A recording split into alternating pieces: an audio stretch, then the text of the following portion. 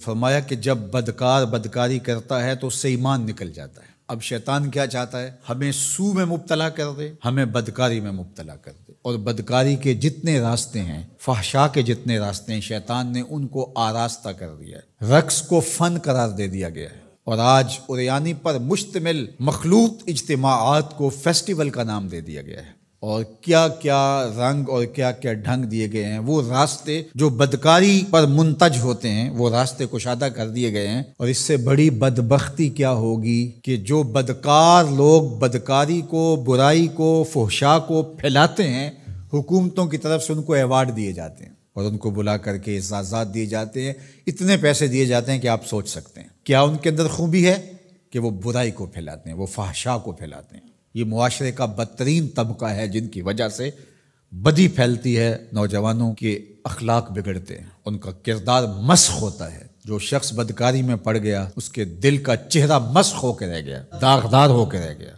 فحشا تو بہت بڑا جرم ہے، عام گناہ کرنے سے بھی حدیث پاک میں آتا ہے کہ دل کے اوپر سیاہ داغ پڑ جاتا ہے۔ اگر بندہ توبہ نہیں کرتا، دوبارہ گناہ کرتا ہے تو وہ داغ پھیلنا شروع ہو جاتا ہے، حتیٰ کہ ایک وقت ایسا آتا ہے پورا دل سیاہ ہو جاتا ہے۔ جب پورا دل سیاہ ہو جاتا ہے تو پھر بدی اور نیکی کا امتیاز بھی مٹ جاتا ہے۔ ایک وقت ہوتا ہے کہ بندہ گناہ کرتا ہے، اس کو چین نہیں آتا کہ میں کیا کر بیٹھا ہوں، لیکن جب گناہ پہ گناہ، گناہ پہ گناہ، بدکاری پہ بدکاری کرتا ہے تو پھر اس کو کوئی پریشانی نہیں ہوتی۔ میں اس کی مثال دوں گا کہ پکا نمازی ہو تو کبھی اس سے نماز چھوٹ جائے تو وہ عجیب بے چینی میں ہوتا ہے کہ آج ہوا کیا میرے ساتھ، قضا بھی کر لیتا ہے پھر بھی بے چین رہتا ہے۔ لیکن جو بے نمازی ہے وہ روز چھوڑ رہا ہوتا ہے، اس کو پرواہ بھی نہیں ہوتی۔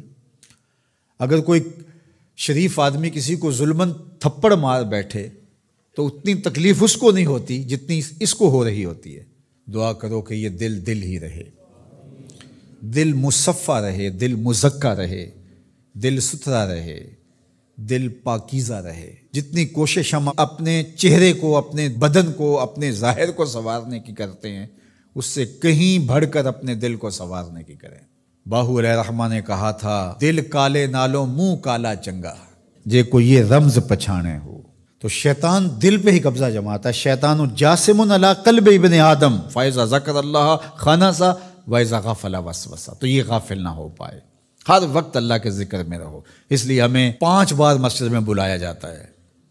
نمازیں ہیں تو ہم صبح ساری پڑھ لیں، ایسا نہیں ہے، ہمیں مختلف اوقات میں بلایا گیا ہے۔ صبح اٹھتے ہی سجدہ ریز ہو جائیں، پھر کام پہ جائیں، کام میں انہماک ہونے لگے تو پھر بلا لیا گیا، آؤ جو ظہر کے وقت، پھر گئے تھوڑا وقت گزرا تو پھر انہماک ہونا لگا، کھونے لگے تو کہا پھر آجو عصر کے وقت، پھر چھٹی ہوئی گھر جانے لگے، کہا پہلے نماز پڑھ لو، پھر کھانا کھایا، بچوں میں بیٹھے کھیل کود میں لگے، دل غافل ہونے لگا، کہا آجو پھر عشاء کے وقت آجو۔ اور نماز سے پہلے بھی ذکر، نماز کے بعد بھی ذکر، سونے سے پہلے ذکر، سونے کے بعد ذکر، اٹھتے ہوئے ذکر، کھاتے ہوئے ذکر، کھانے کے بعد دعا، آئینہ دیکھتے ہوئے دعا، لباس بدلتے ہوئے دعا، سیڑھیاں چڑھتے ہوئے، سیڑھیاں اترتے ہوئے، کسی چیز کو دیکھتے ہوئے، کسی مومن کو ملتے ہوئے۔ ہماری زندگی کو دیکھیے مسلمانوں کی، ہم تو ہر وقت ذکر میں رہتے ہیں، ہر وقت اسی کا نام جپ رہے ہوتے ہیں، کبھی السلام علیکم، کبھی سبحان اللہ، کبھی ماشاء اللہ، کبھی الحمدللہ، کبھی لا الہ الا اللہ، کبھی لا حول ولا قوت الا باللہ، کبھی اللہ اکبر، کبھی نماز، کبھی سجدہ، کبھی رکوع، کبھی قیام۔ کیسی زندگی ہے مومن کی۔ اور 8 دن کے بعد تفصیلی روشنی کے لیے ہم مسجدوں کے اندر حاضر ہوتے ہیں، اس میں خطبہ سنتے ہیں، اس میں گفتگو سنتے ہیں، بیٹھتے ہیں، ذکر فکر کرتے ہیں، اور پھر ماہ سیام آ جاتا ہے تو پوری ٹیوننگ ہو جاتی ہے پورے جسم کی۔